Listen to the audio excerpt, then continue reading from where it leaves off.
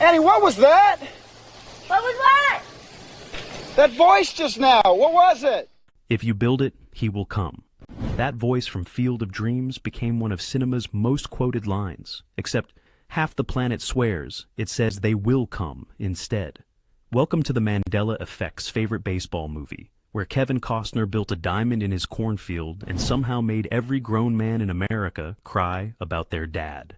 Welcome to Field of Dreams, the 1989 supernatural sports film, where Tom Hanks turned down the lead role, where Burt Lancaster thought his co-star was a production assistant fetching him water, and where bright film lights made farm animals think it was morning, so roosters crowed and cattle mooed all night long, ruining every single take. Today, we're counting down 15 weird facts about a movie where test audiences got so angry they forced Kevin Costner to add 2 words he never actually said on camera, where corn grew so fast the crew had to build a 3-foot scaffold so Costner could be seen above it, and where fog appeared for exactly 1 magical shot, then vanished forever, making producers think they'd witnessed actual ghosts on their ghost movie set.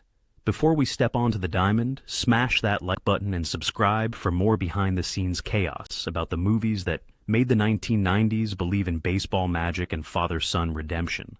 Hi. Hi. Just wanted to thank you folks for putting up this field, letting us play here. Hit that notification bell so you never miss when we reveal the productions that seemed cursed but became classics. Let's start with number 15. Number 15. The entire cast and crew cried at their own movie. Film crews are notoriously cynical. They've seen behind the curtain. They know which scenes required 40 takes, which props were held together with duct tape, which actors couldn't remember their lines. So, when Field of Dreams held its cast and crew screening, everyone expected the usual ribald event. People teasing each other, pointing out mistakes, cracking jokes about continuity errors. It started that way. The first 30 minutes featured the typical crew atmosphere, whispered comments about paint colors being wrong, inside jokes about missed cues, general irreverence. What are you grinning at, you ghost? If you build it, he will come. Then something changed. According to Dwyer Brown, who played John Kinsella, the room got quieter. 45 minutes in, you could hear people breathing. These were the people who built the sets, operated the cameras, and knew every technical detail. By the final scene, 300 crew members were crying. "We were all crying," Brown later said. "I mean, we're the people who shot the movie, and it's my face up there, and we're still deeply emotionally affected by this." The cynics who'd spent months making movie magic forgot they were watching manufactured emotions. The lighting crew sobbed, the grips wept. The production assistants who'd fetched coffee for months wiped their eyes. They'd seen Kevin Costner rehearse that final scene dozens of times. They knew Dwyer Brown's blocking by heart. They'd heard, "Hey Dad, you want to have a catch?" until it lost all meaning, and it still destroyed them. Number 14. Tom Hanks turned down the lead role. Tom Hanks was the first choice to play Ray Kinsella, not Kevin Costner, Hanks. The studio approached him with the script. Hanks read it and said no. His reason, unknown. He never publicly explained why he passed on Field of Dreams. Just, no thanks. This wasn't Hanks's first baseball movie rejection. He'd also turned down Bull Durham, which went to Kevin Costner and became a massive hit. So the studio moved on. Wherever I go, I'm asked to play, down on the field with the guys, and so it's a nice hall pass I get with baseball, so I'm appreciative. They actually didn't think Costner would want another baseball movie so soon after Bull Durham. Why would anyone do 2 baseball films back to back? Costner read the script on his couch and immediately knew he had to do it. Here's what makes Hanks's rejection especially fascinating. During the breaks in filming Field of Dreams, Costner sat in his trailer writing Dances with Wolves with Michael Blake. So, Costner was simultaneously finishing the movie that made him a romantic lead, Field of Dreams, creating the movie that would win him 2 Oscars, Dances with Wolves, and cementing his status as Hollywood's biggest star. Meanwhile, Hanks went on to, well, become Tom Hanks. So, everyone won. And here's the casting irony. Hanks turned down 2 baseball movies that became beloved classics, proving sometimes the role that gets away is the one that lets someone else become a legend. Number 13. The director was constantly depressed because he thought he was ruining the book. Phil Alden Robinson had everything a director could want. Sufficient budget, dream cast, perfect Iowa locations, full studio support. And he spent the entire shoot convinced he was failing. Robinson felt crushing pressure to do justice to W.P. Kinsella's beloved novel, Shoeless Joe. He constantly worried he wasn't capturing the book's magic, that he was letting down readers, that the adaptation would disappoint. Robinson, despite having a sufficient budget as well as the cast and crew he wanted, constantly felt tense and depressed during filming, according to production records. Every day on set, Robinson second-guessed his choices. Was the tone right? Were the performances working? Would audiences understand the supernatural elements? Wait a second. Why him? I built this field. You wouldn't be here if it weren't for me. Well, you wouldn't be here if it weren't. You have a family. I know, but I want to know what's out there. Producer Lawrence Gordon had to repeatedly convince him the film would be effective. Robinson didn't believe it. The irony? Robinson's adaptation is now considered one of the most successful book-to-film translations in cinema history. Critics and fans agree the movie captures everything that made the novel special and adds emotional depth the book couldn't achieve. W.P. Kinsella himself loved the adaptation. When Robinson nervously called to tell Kinsella the studio was changing the title from Shoeless Joe to Field of Dreams, Kinsella laughed. Shoeless Joe was the publisher's idea anyway, Kinsella explained. His original title had been The Dream Field. Robinson had been torturing himself over betraying the author's vision, and the author didn't even like the original title.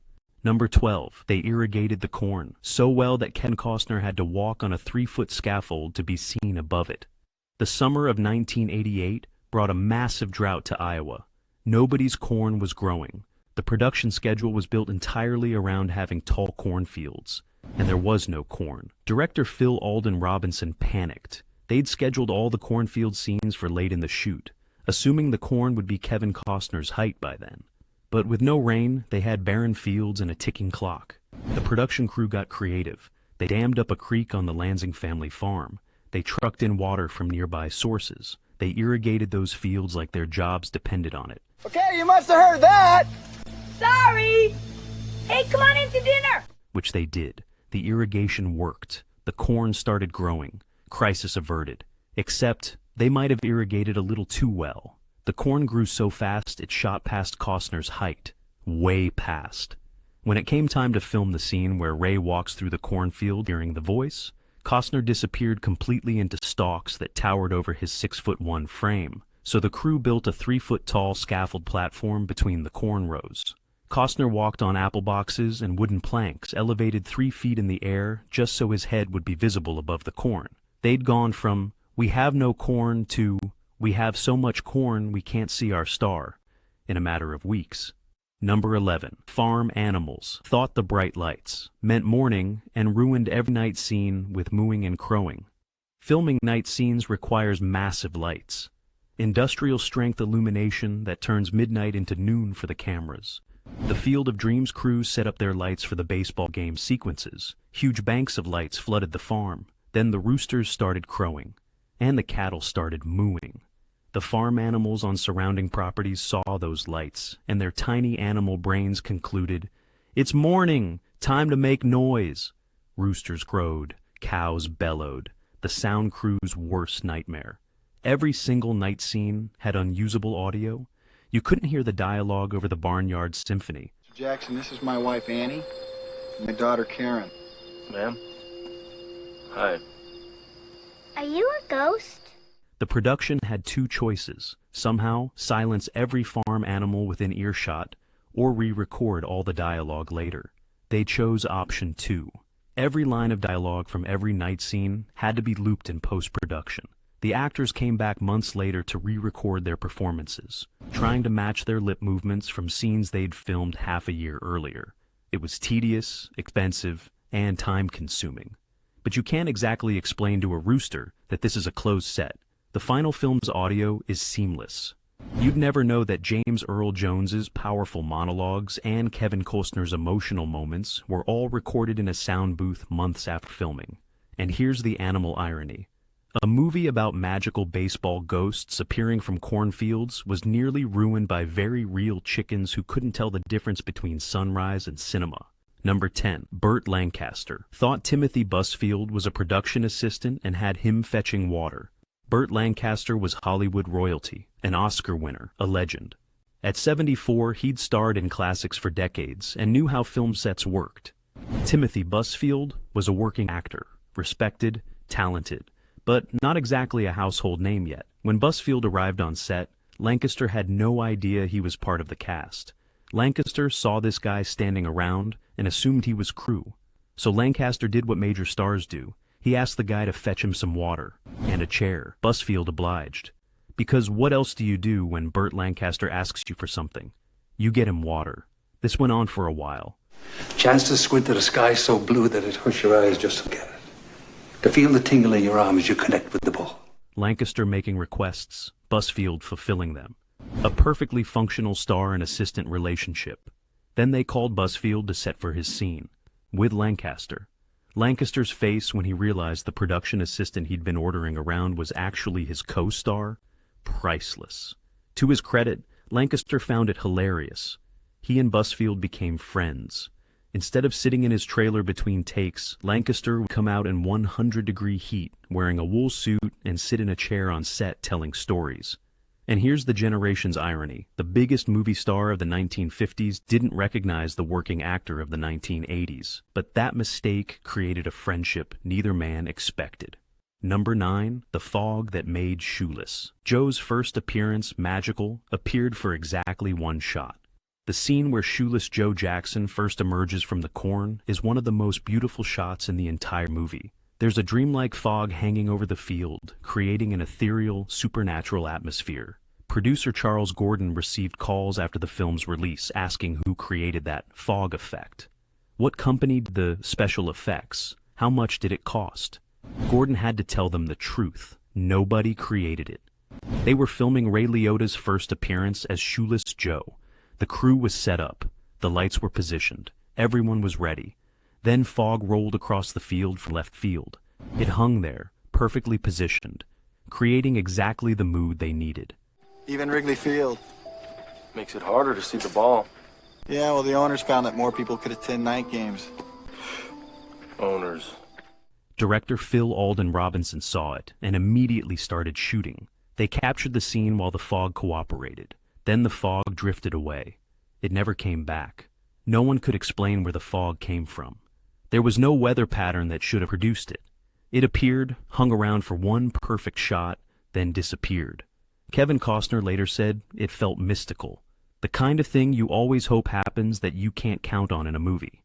Some crew members joked they'd actually summoned ghosts on their ghost movie. And here's the production irony. The most visually stunning, expensive-looking shot in Field of Dreams cost exactly $0 because nature showed up right on cue and left before billing. Number 8. Test audiences got so angry. They forced the filmmakers to add, "Hey, Dad," even though Kevin Costner never said it. In the original cut of Field of Dreams, Ray Kinsella introduces his father to his family, but never explicitly says they're related. It's subtle, implied, emotionally resonant. The test audiences hated it. They felt betrayed, angry. "Why doesn't he tell his dad who he is?" they complained. "That's cruel." Director Phil Alden Robinson got the feedback and realized he had a problem. People were leaving screenings mad at Ray Kinsella for being emotionally withholding. So Robinson made a change. He added 2 words to the final scene. "Hey Dad, the problem?" Those words weren't in the script. Kevin Costner and Dwyer Brown never said them during filming. Costner asks, "You want to have a catch?" Hey, Dad? You want to have a catch? But "Hey Dad" wasn't part of the original performance, so they recorded "Hey Dad" separately and added it to the audio in post-production. Watch the scene carefully. Costner's lips don't match "Hey Dad." The audio is overlaid. It's ADR, automated dialogue replacement. Both Costner and Brown also questioned the line, "Wanna have catch," because nobody actually says it that way. "We said, wanna play catch," Costner explained, but Robinson kept it. And here's the editing irony. The most emotionally devastating moment in Field of Dreams, the moment that makes grown men weep, was manufactured in post-production because test audiences demanded it.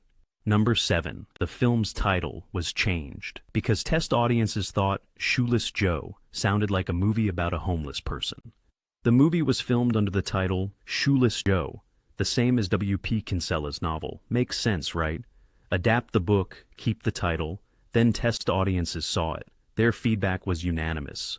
Shoeless Joe sounds like a movie about a bum, a hobo, someone without shoes because they're homeless. Universal Studios executives called director Phil Alden Robinson with bad news. Shoeless Joe wasn't working. They needed a new title. Robinson panicked. He loved the title Shoeless Joe. It connected to the novel, to baseball history, to the entire Black Sox scandal that drove the plot. He called W.P. Kinsella to break the bad news. Kinsella laughed. Shoeless Joe was never his idea, Kinsella explained. That was the publisher's title. Kinsella's original title for the book had been The Dream Field. Robinson had been agonizing over betraying the author's vision, and the author had never wanted that title in the first place. The studio went with Field of Dreams, which was actually closer to Kinsella's original concept than Shoeless Joe ever was. The name change might have saved the movie. Field of Dreams sounds magical, nostalgic, and emotional. Shoeless Joe sounds like a Steinbeck novel about the Great Depression. Number 6, they painted the grass green because it died after being planted too quickly. Building a professional baseball field in the middle of an Iowa cornfield required thousands of pallets of sod, real grass, shipped in, laid down. The production had a tight schedule. They needed the field ready immediately, so they rushed the installation. Pallets of green grass arrived and got planted as fast as the crew could work. The grass didn't have time to establish root systems. It couldn't adapt to the Iowa soil. The schedule was too aggressive. The grass died. Completely. The entire baseball field turned brown. The production had a choice. Rip it all up and start over, which would blow the schedule, or get creative. They got creative. The crew painted the grass green, actual paint, on dead grass, making it look alive through the magic of production design and hoping nobody noticed. It worked. On camera, the field looks pristine, lush, perfectly maintained. In reality, it was thousands of square feet of dead grass covered in green paint, and the desperate hope that cameras wouldn't reveal the truth. And here's the landscaping irony. The Field of Dreams, a movie about believing in the impossible and building something magical, featured a baseball diamond that was literally fake grass disguised as real grass. Number 5, Burt Lancaster was in failing health and felt old, watching healthy. Young people throw baseballs. Burt Lancaster was 74 during filming. He'd been a circus acrobat in his youth, a swashbuckling action star in his prime. He'd always been physical, athletic, vital. Field of Dreams would be his final film role. Director Phil Alden Robinson noticed Lancaster struggled on set. He was in failing health, Robinson later said. He was on a set full of young people who were healthy and strapping and throwing baseballs around. Lancaster had spent decades being the jock, the athlete, the guy who did his own stunts. Now he watched 30-year-olds effortlessly throw perfect spirals while he moved slowly in his wool suit through 100-degree heat. But Lancaster didn't retreat to his trailer. He didn't hide from the comparison. Instead, he came out between takes in that heavy wool suit in the brutal heat and sat on set telling stories to Timothy Busfield and anyone else who'd listen. He talked about stealing scenes in Vera Cruz, about his circus days, about the golden age of Hollywood when he was young and invincible. Lancaster's performance as Moonlight Graham is transcendent. The scene where he describes what it would feel like to hit a ball in a major league game, how blue the sky was, remains one of the most beautiful moments in the film. 1 year after Field of Dreams, Lancaster suffered a stroke and retired. He passed away in 1994. And here's the mortality irony. Lancaster's final role was playing a man who gets one last chance to achieve his dream, while Lancaster himself was taking his final bow in a career of dreams achieved. Number 4. James Stewart was the first choice to play Moonlight Graham, but passed on the role. Director Phil Alden Robinson wanted James Stewart for Moonlight Graham. It made perfect sense. Stewart embodied the earnest, decent American archetype that Frank Capra had built his career on. Roger Ebert later wrote that Field of Dreams was the kind of movie Frank Capra might have directed and James Stewart might have starred in. Robinson wanted that explicit connection. Stewart as Graham would create a direct lineage from Capra's It's a Wonderful Life to this baseball fantasy. But Stewart said no. Maybe he didn't get it. Maybe he was too old. Maybe the role was too small. Stewart never explained his reasoning. Robinson moved to his second choice, Burt Lancaster. Lancaster initially didn't get it either. He turned it down. Then a friend who was a baseball fan told Lancaster he had to do this movie. Had to. Lancaster reconsidered and said yes. Lancaster brought something Stewart couldn't have, a weathered athleticism. You believed Lancaster had been a ball player. You believed he'd made that choice between baseball and medicine. The film even includes a nod to Stewart. At one point, Corin watches Harvey on TV, Stewart's classic film about a man who sees things others can't. It's a wink to the casting that almost was. And here's the Hollywood irony. Stewart passed on a role Roger Ebert later said he was born to play, and the man who replaced him created one of cinema's most beloved performances in his final film appearance. Number 3. The voice actor's identity has been a complete secret for 35 years. The mysterious voice that tells Ray, "If you build it, he will come," is the entire engine of Field of Dreams. Without that voice, there's no movie. The voice is credited as himself in the final credits. Nobody knows who it is, seriously. 35 years later, only director Phil Alden Robinson knows the identity of the voice actor. Theories abound. Some think it's Kevin Costner. Others claim it's Ray Liotta. W.P. Kinsella said he was told it was Ed Harris, Amy Madigan's husband. Robinson originally recorded the voice himself as a placeholder for the real actor to record over later. Some people think Robinson just kept his own voice. Robinson refuses to confirm or deny anything. "I thought that was sort of funny," Robinson said about crediting the voice as himself. "It was okay with the person who did the voice, so we just decided to keep it a secret." The voice actor has never come forward, never claimed credit, never done an interview revealing their role in one of the most quoted movies of all time. They've remained silent for 35 years. Think about that.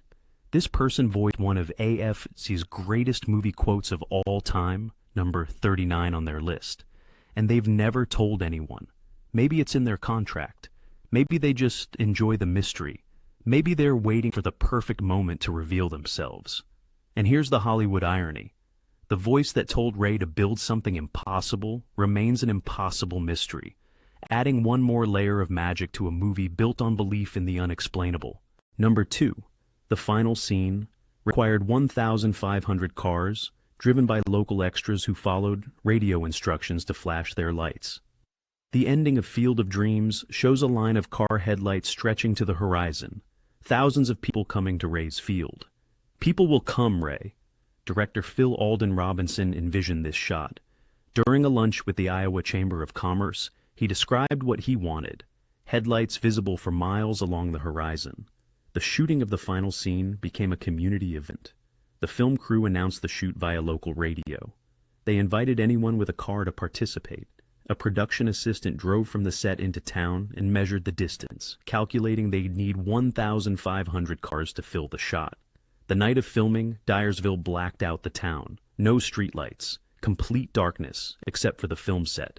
Local extras drove their vehicles from Commercial Club Park to the field. They parked in a line stretching miles back. The crew hid on the farm to make sure aerial shots didn't reveal them. Then, via radio transmission, the director told each driver to flash their lights on and off. Watch the scene carefully. The lights flicker. Bright, dark, bright, dark. That's not a special effect. That's 1,500 Iowans in their personal vehicles following instructions over the radio. The shot cost almost nothing to produce. Just coordination and community goodwill. It became one of cinema's most beautiful images. Number 1. Matt Damon and Ben Affleck were teenage extras in the Fenway Park scene. Field of Dreams includes a sequence at Boston's Fenway Park. Ray and Terrence Mann attend a Red Sox game. The production needed extras to fill the stands. They hired local people, including some teenagers. Among those teenagers, Matt Damon and Ben Affleck. Both were unknowns, just kids trying to make a few bucks as extras in a movie filming in their hometown. Damon was 18, Affleck was 16. Neither had any idea they'd both become Oscar winners, A-list stars, and household names. They sat in the Fenway Park stands, probably bored, following directions to look like they were watching baseball. Neither has a speaking part. Neither is identifiable on screen unless you know exactly where to look. But they were there. Part of one of the most beloved baseball movies ever made. 8 years later, Damon and Affleck would write and star in Good Will Hunting, win the Oscar for Best Original Screenplay, and launch careers that would make them two of Hollywood's biggest stars. Affleck even directed his wife Amy Madigan, who played Annie in Field of Dreams, in Gone Baby, Gone Years Later. So, Field of Dreams connected them to the movie that launched their careers before they even knew they'd have careers.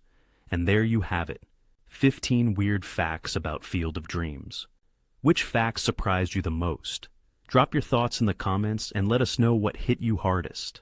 If you enjoyed this deep dive into Field of Dreams, smash that like button and subscribe for more behind-the-scenes revelations about the movies that made the 1990s believe in magic and redemption. Thank you for watching, and until next time.